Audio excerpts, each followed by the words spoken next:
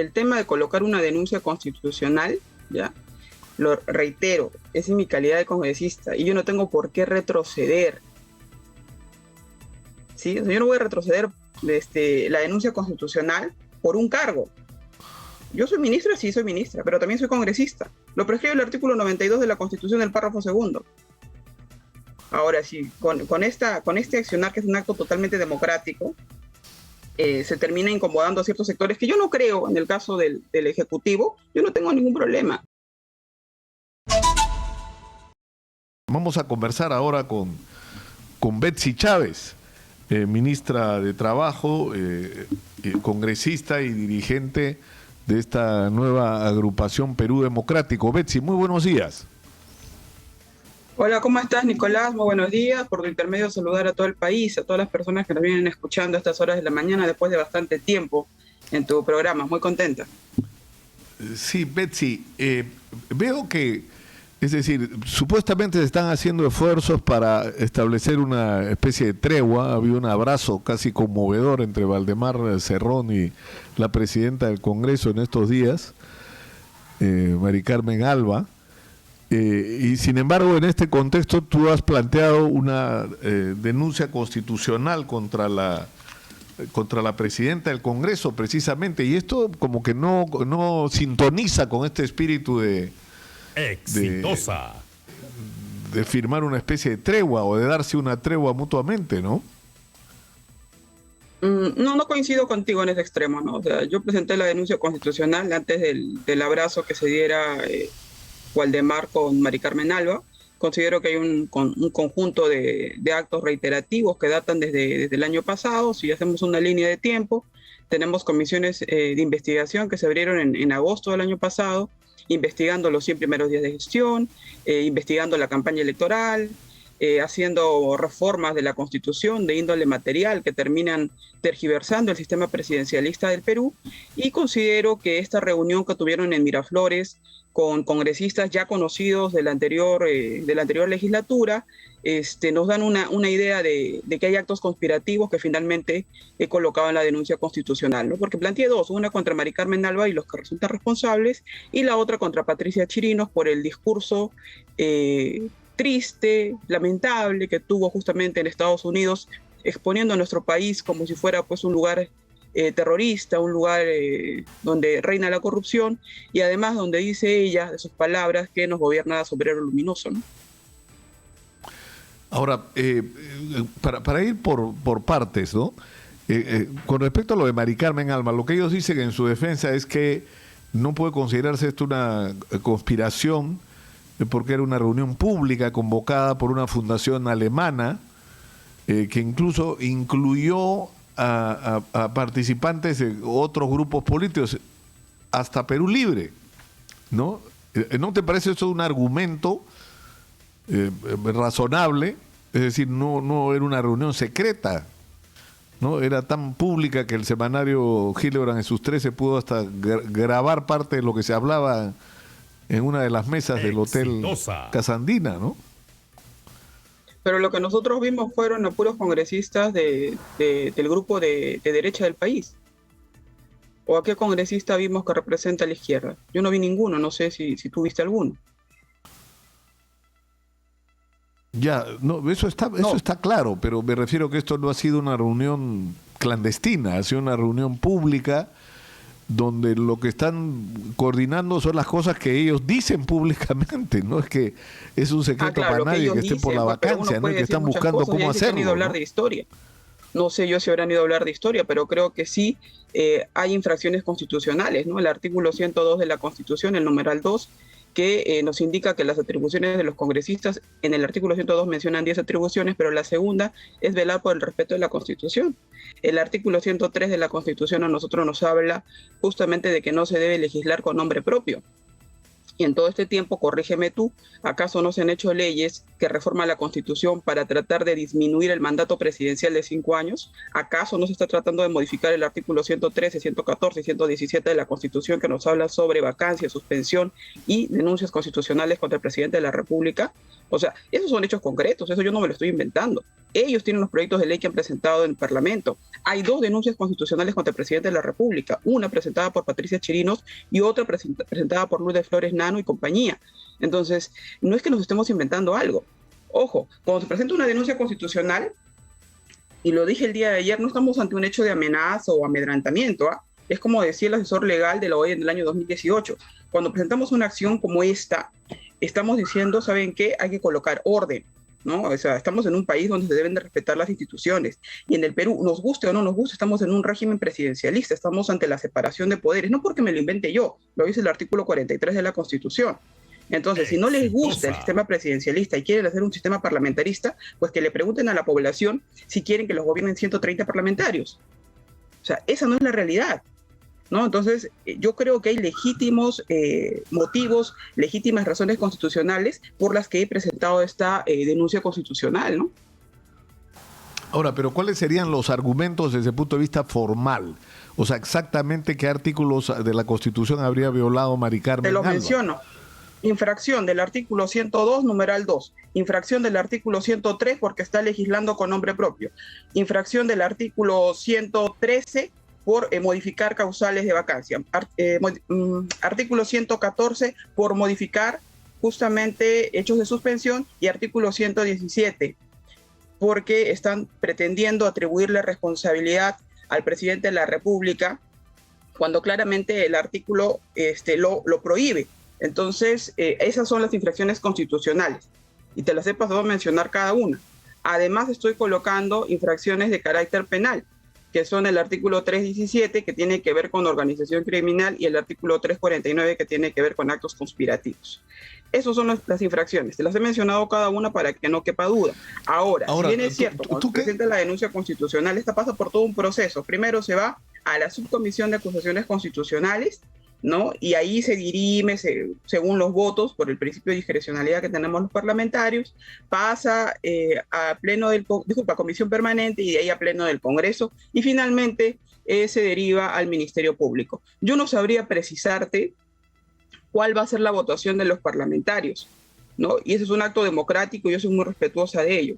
Pero así como ellos tienen todo el principio de discrecionalidad que los protege, yo también tengo todo el derecho de poder, en mérito del artículo 99 de la Constitución y 89 del Reglamento del Congreso, de decir, ¿saben qué? Yo siento que ustedes están vulnerando la Constitución y por eso presento esta denuncia constitucional, ¿no? Ahora, ¿tú crees sinceramente, Betsy, que tenga futuro esta denuncia? Porque tú estás haciendo referencia a una serie de hechos, por ejemplo, la modificación que se ha hecho sobre la cuestión de confianza, que es, o sea, cualquiera que mire las cosas con un mínimo de objetividad, es un cambio constitucional, ¿no? O sea, han cambiado la Constitución, aunque digan que no. Claro, claro. Y han usado los procesos. Pero el problema es que eso no involucra a Mari Carmen Alba, eso involucra a la mayoría del Congreso, que han votado por eso. Ya, pero vamos a este tema, pues. Y era lo que yo mencionaba, ¿no? En el caso de Mari Carmen Alba, ella en la investidura, Nicolás Lucar, por favor, y quiero que acá la gente pueda comprender esto, es que no es solamente Mari Carmen como congresista, es Mari Carmen como presidenta del primer poder del Estado. Ella es presidenta del Congreso de la República. Mari Carmen Alba, nos guste o no nos guste, debiese, digo una vez más, debiese de representar la pluralidad política e ideológica de cada una de las bancadas. La señora Patricia Chirinos, que ha ido a hablar lo que se le ha dado la gana en Estados Unidos en un evento internacional a inicios de febrero, debiese de representar la pluralidad política e ideológica del Congreso de la República. ¿Lo están haciendo? No lo están haciendo. Entonces, estamos ante un hecho agravante. No solamente se trata de que sea un congresista, se trata de que son ellos, justamente mesa directiva, los que deben de representar la diversidad en el Congreso de la República. No lo están haciendo, considero yo, ¿no? Entonces, esta situación no podemos dejar pasar por paño frío. Ahora, yo entiendo el tema que me mencionas, que ha salido a hablar el Premier, y reitero, en un gesto de humildad, pedir disculpas como gesto político, ¿no? Pero debió de ser respondido con otro gesto político. Por ejemplo, que dentro del plazo de los 30 días, que es lo que realmente prescribe la Constitución, se nos invite a nosotros, pero no hasta el 8 de marzo para el tema de la confianza, sino de manera inmediata. El tema es, ¿por qué esperar hasta el 8 de marzo, que es la fecha límite para presentarlos en el Congreso de la República? ¿Por qué no tratamos de bajar el ruido político? ¿Qué nos esperamos hasta el 8 de marzo? Y que me digan a mí la semana de representación, por favor. Si quiere el tema de confianza se dé un sábado o un domingo. O sea, si quieren legislar para algunas cosas, claro, pero para otras si hay voluntad política, lo de las fechas y lo de las semanas de representación es un asunto que se puede manejar, ¿no es cierto? O sea, no tienes por qué escoger entre lo uno y lo otro. Ahora, ¿cuál crees tú que es el plan? O sea, ¿el plan cuál es? ¿Vacar o no sé qué al presidente Castillo, o que él y Dina Boluarte renuncien y que se produzca la investidura de Mari Carmen Alban como presidenta? Pero eso es posible.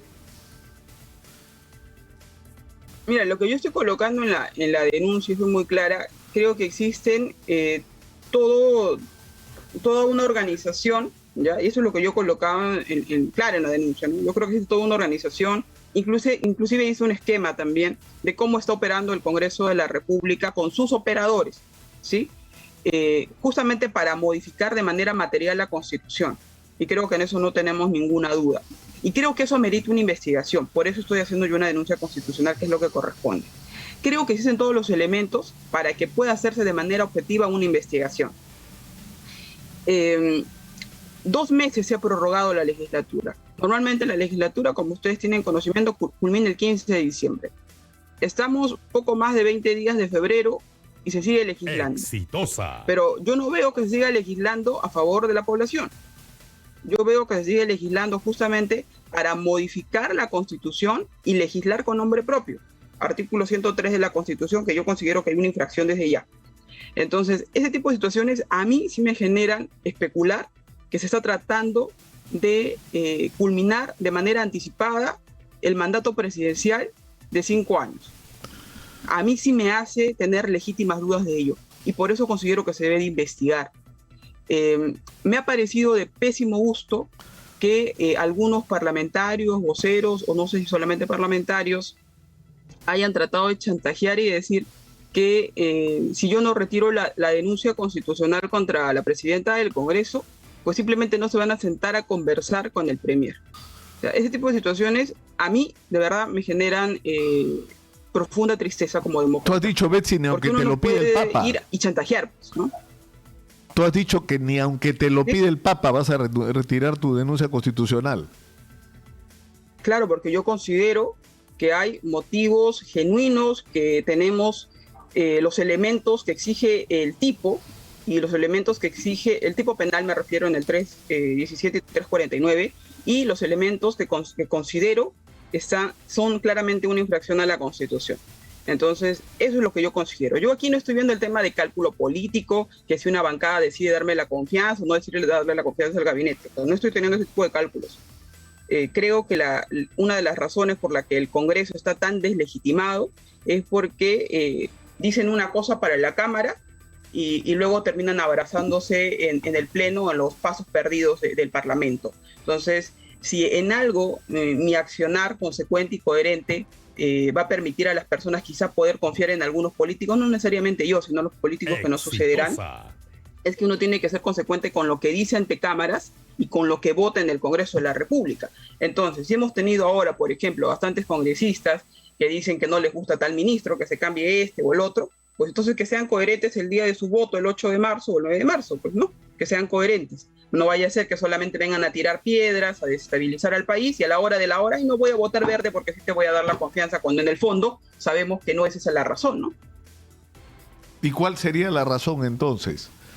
O sea, ¿tú crees que votan no sé, los congresistas tienen sus propios cálculos. Tendríamos que ir a entrevistar a cada uno. Y bueno, yo no voy a ir a entrevistar a cada parlamentario, pero creo que sí tienen sus cálculos. Cálculos a los que por supuesto no me voy a prestar. Ahora, pero si Aníbal Torres te pide, Betsy, si Aníbal Torres te pide, es decir, lo que quiere lograr el gobierno está claro, es primero que no haya vacancia y la composición, la manera como se ha construido el gabinete, claramente va en esa dirección. Ahora, lo que están tratando de lograr con la tregua es que les den el voto de confianza. ¿Qué pasa si Aníbal Torres Vázquez te pide que retires la denuncia constitucional para poder avanzar en ese camino de recibir el voto de confianza? Es que yo ya he sido muy clara, Nicolás, yo no sé cuántas veces más lo tengan que repetir. Yo no voy a retirar ninguna denuncia constitucional. No, yo no sé qué más le buscamos a esto.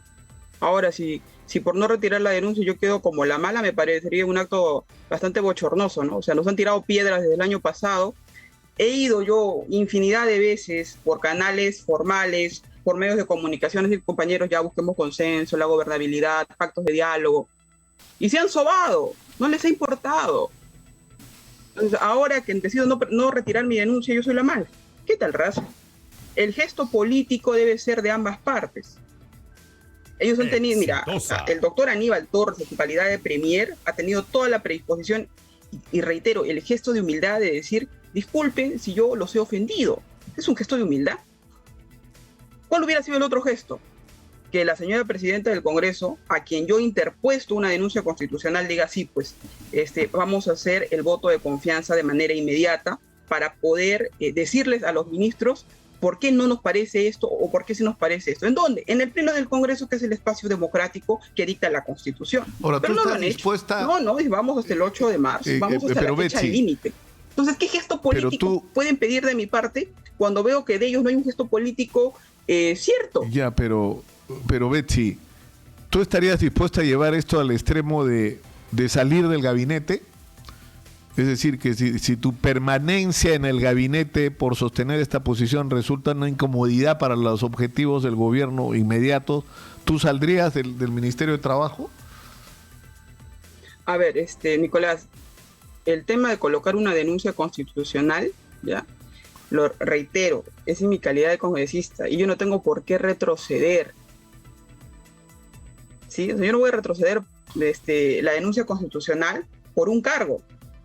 Yo soy ministra, sí soy ministra, pero también soy congresista. Lo prescribe el artículo 92 de la Constitución del párrafo segundo. Ahora sí, con este accionar, que es un acto totalmente democrático, se termina incomodando a ciertos sectores que yo no creo, en el caso del Ejecutivo, yo no tengo ningún problema. ¿Sí? Yo sigo en ahora, el papel que me toca en esta etapa de mi vida. Betsy, lo que dice Vladimir Cerrón en una entrevista a Hildebrand, al semanario de Hildebrand, donde dice que tú te vas cuando nosotros la nombramos vocera del partido, a la semana siguiente renunció alegando problemas personales. Yo la persuadí de que siguiera, pero ella dijo que no. Pero a los 2 días viene a proponer que quería ser la presidenta del Congreso. Es decir, que acá hay un tema como apetitos tuyos. De eso te está acusando. Totalmente falso lo que dice Vladimir Cerrón. Totalmente falso. Vladimir Cerrón sabe las razones, cómo se da toda la situación de renuncia. Nos vamos a un tema del pasado, ¿ya? Pero si tú le quieres creer a Vladimir Cerrón, créele a Vladimir Cerrón. Yo hablo con la verdad. En su momento yo solamente presenté mi carta de renuncia a la vocería a 2 personas, al presidente de la República y a Vladimir Cerrón como secretario general. Vinieron comitivas a pedirme que retome la vocería, no retomé la vocería y Vladimir insistía en que su hermano sea el candidato presidente del Congreso, ¿no? A pesar de que los diferentes parlamentarios le pidieron de que no. Esa fue la situación. Ahora, ¿tú no piensas, para terminar, Betsy, que está resultando perturbador la interferencia? Es decir, ha sido claro, ayer Hernando Ceballos me contó que Vladimir Cerrón pidió el Ministerio de Salud como parte del entendimiento del nuevo gabinete. ¿A ti no te parece contraproducente este tipo de presión y este tipo, es más, a ti te parece que es un buen cambio el que se ha hecho, sacar a Hernando Ceballos para poner al doctor Condori? A mí lo que me parece perturbador es que estando en el gabinete, estando en Consejo de Ministros, no se haya hablado de ciertos temas que debían de hablarse en ese mismo acto, ¿no? Creo que salir después y decir una serie de cosas sí me resulta perturbador. Creo que hay un espacio democrático en el que se puede hablar y se pudo hablar y se decidió no hacerlo. Entonces, yo creo que la gente evalúe cálculos de cada quien, ¿no? Eso es lo que puedo decir. ¿Cómo se va a manejar el tema del sueldo mínimo, Betsy? Te agradezco la pregunta, Nicolás. Te comento que estamos esperando solamente nosotros un informe que tiene que estar saliendo el día de mañana de parte del INEI, que nos tiene que dar el último trimestre del año pasado para la evaluación final del aumento de la remuneración mínima vital. Eso es lo que estamos esperando. Dijeron el 22 de febrero y con el viceministro de Empleo hemos estado solicitando este informe porque no queremos hacer solamente las proyecciones de acuerdo al MEF. Entiendo que tenemos este informe y no creo que pase mucho tiempo más para el aumento de la remuneración mínima vital, que bueno, seguramente lo va a hacer el presidente de la República en un evento público como corresponde, y eso, ¿no? Aparte, te comento también... ¿De qué estaríamos hablando? Tú le quieres dejar la primicia al presidente, pero estamos hablando de ¿qué? ¿De 1.200 soles? No puedo decirte la primicia, Nicolás, porque van a decir de que ya teníamos nosotros el monto y la verdad que necesitamos sí o sí el informe del INEI. Porque si yo te digo ahora un monto es de acuerdo a las proyecciones que se tienen del MEF. Y eso sería claramente refutable para la parte de la hay un tema. Entonces, siempre hay que tener mucho cuidado, ¿no? Claro, pero hay un tema siempre con el sueldo mínimo, Betsy, y la micro y pequeña empresa, que es la principal fuente de empleo en el Perú. Es decir, que si tú, por ejemplo, subes las obligaciones como el sueldo mínimo, lo cual genera una cadena, ¿no es cierto? No es solo el sueldo mínimo lo que está subiendo, está subiendo todas las obligaciones que el empleador tiene en función de cuánto es lo que gana una persona. Y la interrogante es, ¿cómo se va a manejar esto en relación a la micro y pequeña empresa? Porque si esto no va de la mano con facilidades tributarias, con no sé, con algún tipo de mecanismos de acceso a créditos más baratos, o no sé, de alguna medida que permita reactivarse a la micro y pequeña empresa, hay muchas que no van a poder pagar este sueldo mínimo y se van a informalizar. Ya, te comento. Se hace toda una evaluación de acuerdo a indicadores. Entonces hemos previsto todas esas situaciones que pueden ser de riesgo. Por eso es tan importante esperar mañana el informe del INEI, porque lo que nosotros tenemos a la fecha son proyecciones. ¿Que tienen sustento? Sí, tienen sustento, pero igual es mejor tener un informe tangible que se pueda trabajar con el Instituto Nacional de Estadística e Informática. Sobre el tema de la formalización, menos mal que lo trataste, como indicas, pocas veces tenemos el espacio en medio, sobre todo para hablar cosas del sector. Desde la cartera de trabajo, nosotros desde el Viceministerio de Promoción del Empleo, nos reunimos la semana pasada, te comento, con todos los directores regionales en el país para poder uniformizar criterios. Y uno de los aspectos que más nos llamaba la atención para poder reactivarlos es el tema de la formalización laboral. Yo había indicado ya desde hace algún tiempo que estábamos trabajando en reformas tributarias que tienen que ir de la mano con el MEF para justamente poder focalizar a los informales. Y esta focalización es importante porque no solamente va a ser seguida con un tratamiento especial en materia de beneficios tributarios, sino que estos beneficios tributarios tienen que ser por un tiempo que les permita a ellos el respiro hondo de que el Estado no les va a decir ya no tienes este beneficio tributario y se quedan simplemente en el aire, ¿no? Entonces estamos ahora mismo evaluando cuál es el tiempo prudente, ¿no? Yo entiendo que esto, como te digo, tiene que ir de la mano sí o sí con el informe que vamos a recibir el día de mañana. Me hubiera gustado tener antes el informe, pero no depende de mí. Lamentablemente las instituciones, para hacer un trabajo preciso, necesitamos de otras instituciones, ¿no? Entonces, claro, apenas esté culminado con toda la disposición en este medio para salir y explicarlo, ¿no? Y la tercerización, Betsy, es un tema del que has hablado también. Es decir, porque digamos, la tercerización tiene sentido para algunas actividades en determinadas circunstancias, pero la tercerización se ha generalizado de una manera, yo diría hasta arbitraria en algunos sectores. Sí, totalmente de acuerdo. Mira, yo te comento lo siguiente, el sector de trabajo ha enviado ya justamente a Consejo de Ministros el tema de tercerización, ¿no? la tercerización será parcialmente eliminada con nuevo decreto. Estamos ahora mismo en una reunión técnica en paralelo. Yo tengo una reunión aquí y tengo a mis técnicos en una reunión con el MEF. Estamos a través de un decreto eliminando la tercerización en el sector público, ojo, en el sector público, pero hay una reunión técnica, siempre hay observaciones que se tienen que subsanar, que levantar, y estamos a la espera de esto, ¿no? Yo entiendo que culmino la reunión aquí y me incorporo a la otra reunión técnica que se está teniendo. Nosotros estamos con toda la predisposición de poder trabajar en sintonía con la ciudadanía, o sea, no decimos que la tercerización sea mala, pero de la forma en la que se ha venido aplicando, se ha venido sacando la vuelta a lo que debía de ser la norma, ¿no? Y eso es un hecho Vox Populi. Asimismo, nosotros estamos trabajando, recuerden, el anteproyecto del Código Laboral, y ahí estamos tratando el tema de la subcontratación. Ojo, el Código Laboral, el anteproyecto, lo estamos presentando en el Congreso de la República en el mes de abril, para lo cual esperemos que los congresistas puedan apoyar, ¿no? Porque esto no es una ley para mí o para ti en exclusiva, no es una ley para todos los peruanos. Necesitamos poder uniformizar la ley laboral, ¿no? Y los regímenes, por tanto. ¿Y esto qué va a suponer? ¿La ley incluye la desaparición del sistema CAS y de los servicios de terceros? La mejora de los regímenes laborales. Ojo, la ley, el anteproyecto del Código Laboral pasa por 4 etapas. La etapa más compleja, la más difícil, porque involucra hacer el código per se, es la etapa 1, y es la que se está culminando. De ahí viene la etapa 2, la fase 2, que es la socialización con los trabajadores y con los empleadores. O sea, no es que se hace la norma en la cartera de trabajo y de frente se manda al Congreso de la República. No, la fase 2 incluye la socialización. Entonces hay que esperar y hay que escuchar también a lo que tengan que decir los señores trabajadores a través de las centrales sindicales y las bases, y también escuchar a los señores empleadores.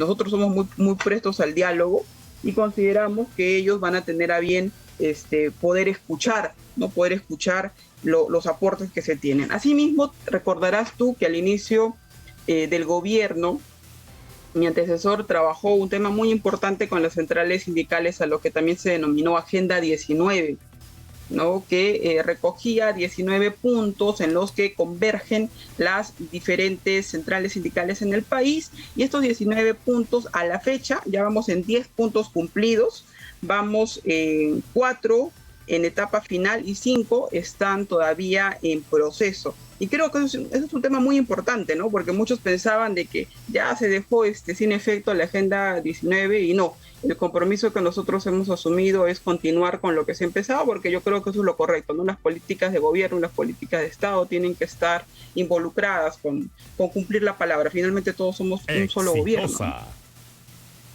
Ahora, para terminar, Betsy, ¿alguien está trabajando en el gobierno?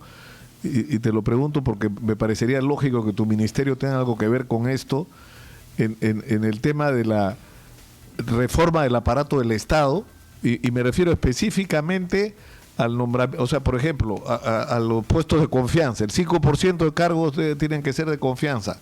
Y sabemos lo que ha pasado. Hay muchas excepciones a esa regla y hay instituciones donde hay bastante más que el 5%. Pero por otro lado, lo que ha ocurrido es que la gente que ha ocupado cargos decisivos o cargos de decisión clave no son precisamente la gente más calificada.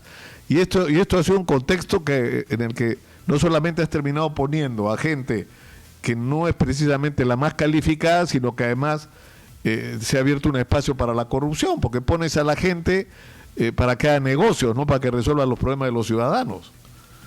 O sea, ¿en qué momento se va a afrontar este tema de una profunda reforma del aparato del Estado? Ya, mira, acabas de mencionar algo muy importante, ¿no? Pero recordamos que la cartera de trabajo, quizá muchas personas no conozcan de eso, pero es bueno siempre utilizar los medios para informar y también para poder educar a todos nuestros hermanos y nuestras hermanas, ¿no? La cartera de trabajo se encarga del sector privado, ya, sector privado, ¿no? 728, por ejemplo. Y Servir, que está adscrito a PCM, se encarga del sector público. Lo curioso es que ambos tratan de trabajadores, ¿no? Trabajadores del sector privado y trabajadores del sector público. Lo que nosotros estamos haciendo desde la cartera de trabajo es hemos mandado ya un proyecto de decreto supremo desde hace más de un mes, debe ser, un mes y medio quizás, porque hicimos varios informes técnicos que así lo sustentaran, para solicitarle a PCM se nos adscriba Servir. justamente por estos temas que son tan importantes, ¿no? Cómo mejoramos el Estado, cómo mejoramos el aparato estatal. Aún estamos en reuniones técnicas. Esperamos nuevamente sentarnos con PCM, sentarnos con Servir y poder uniformizar. No podemos tener tratos diferenciados. Tenemos que manejar un solo nivel. Para contarte un pequeño problema y que lo viven en carne propia todas las regiones en el país. A nosotros en todo trabajo nos dicen, vengan por favor, Sunafil, que venga inmediatamente, digamos, al hospital Hipólito Unanue de Tacna, que hay un abuso contra los casos COVID, ¿no? Y Sunafil no puede ir, porque no ven casos 1057. ¿Quién ve la fiscalización de casos 1057? Debería de ser Servir. ¿Lo ve? No lo ve. Entonces las personas dicen, ¿pero por qué? Sunafil no sirve. Dice, no, Sunafil está adscrito al Ministerio de Trabajo. Es que Sunafil tiene restricciones.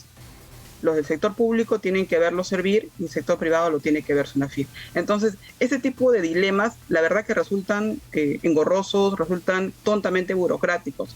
Nosotros hemos colocado como uno de los argumentos para que los señores de Servir tengan a bien sentarse a conversar con nosotros y de manera técnica poder sustentar cómo mejoramos estas instituciones y que se adscriban a la cartera de trabajo para manejar las líneas nacionales en materia laboral.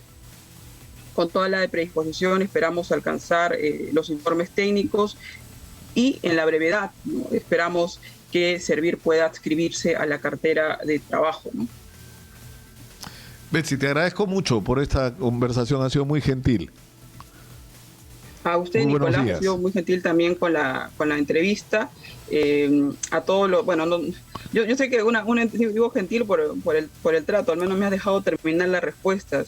Es un poco difícil ir a medios de comunicación y que nos dejen terminar las respuestas a los ministros y a los congresistas que no les somos muy afines.